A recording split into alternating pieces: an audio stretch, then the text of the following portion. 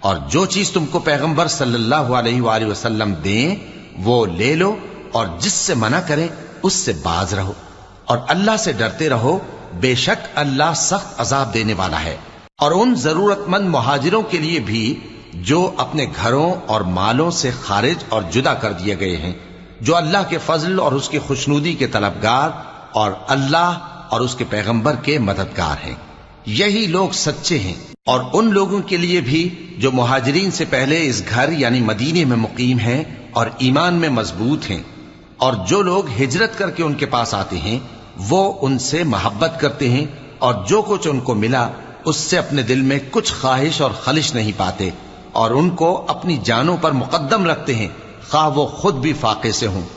اور جو شخص خود غرضی سے بچا لیا گیا تو ایسے ہی لوگ بامراد ہیں۔ اور ان کے لیے بھی جو ان مہاجرین کے بعد آئے اور دعا کرتے ہیں کہ اے پروردگار